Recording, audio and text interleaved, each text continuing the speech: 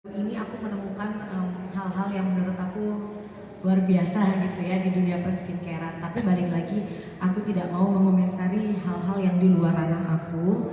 Tapi balik lagi, banyak ada positifnya dan mungkin ada negatifnya. Tapi positifnya gini, dengan adanya banyak gonjang-ganjing di dunia perskincarean, jadinya kita juga sebagai uh, orang yang usaha skincare dan juga pemakai, kalian-kalian yang sebagai pemakai juga jadi lebih aware.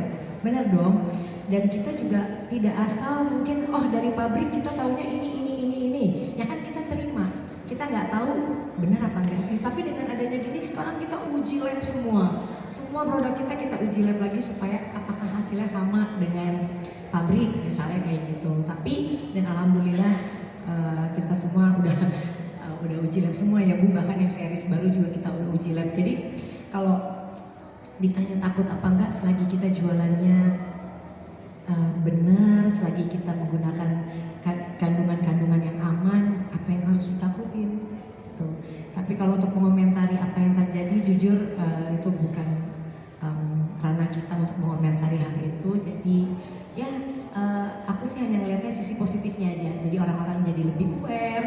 Sekarang kalau mau pakai skincare, kalau dulu aku jujur 2011 hanya tahu kandungannya harus ini, nggak pernah melihat persentasenya berapa dulu. Tapi sekarang kan kita jadi tambah pinter. Ternyata persentasenya tuh menurut jurnal harus segini. Mungkin karena aku juga lagi sekolah lagi, jadi kan lihatnya jurnal terus nih sekarang. Jurnal ini bilang kandungan ini harus segini, kandungan ini harus segini. Kita juga jadi belajar terus gitu sih. Semua beda. Dulu aku belum banyak, ibaratnya belum banyak orang yang bisa skincare. Kalau sekarang mau bikin skincare tinggal ke pabrik, maklon, punya duit berapa, jadi gitu ya. Tapi buat aku bukan hanya cuan yang kayak tadi Mas saya bilang yang kita pikirin, tapi aku tuh punya kebahagiaan tersendiri kalau ngelihat, makanya kalau ada orang di rumahku gitu kerja terus mukanya kayak kusam atau ada lagi jerawat atau apa, aku tuh kayak aduh, kamu nggak gimana gitu, kayak aku pengen kayak gak bisa, kita tuh harus jaga penampilan gitu. Bukan, kalau orang Indonesia kan kadang pengennya putih, padahal bukan putih. Yang aku pengen tuh kita mukanya bisa cerah, bisa bersih, nggak kusam, itu yang paling penting. Karena kecintaan aku sama kecantikan, sama kulit gitu ya, sayang aja memang nggak jadi dokter.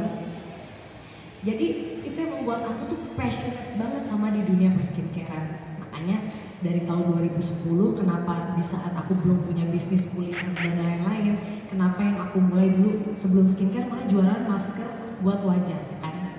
Nah, jadi itu dulu yang aku bikin, karena aku tuh benar-benar concern banget sama yang namanya kesehatan kulit, kecantikan perempuan, ada laki-laki kalau sekarang gitu ya. Jadi aku concern banget sama itu. Jadi nggak melulu karena cuan, tapi juga mungkin kalau aku sama Bu Hilda mikirinnya cuan, kita nggak mungkin kalau Mas lihat HPP kita pasti pada beneran jual harga segitu, ngambil untung cuma segitu gitu kan. Tapi ada kepuasan tersendiri gitu kalau misalnya ngelihat produk kita tuh orang cocok, orang suka gitu. Tapi mungkin ada orang juga yang mau ngambil untung sebanyak-banyaknya gitu. Itu hak setiap orang, kita nggak boleh menjudge orang. Jadi bukan melulu tentang yang tadi Mas bilang, tapi ada kepuasan tersendiri kalau bisa ngelihat, apalagi review. Ada sekarang satu anak kuliah, dia jualan skincare namanya, dia baru DM aku kemarin bahwa aduh Bunda, semenjak ada Keisha aku bener-bener nggak beli aku bisa nabung, aku dia anak kos, aku bisa ini, sekarang aku lagi ngejual produknya Bunda, kayak gitu-gitu.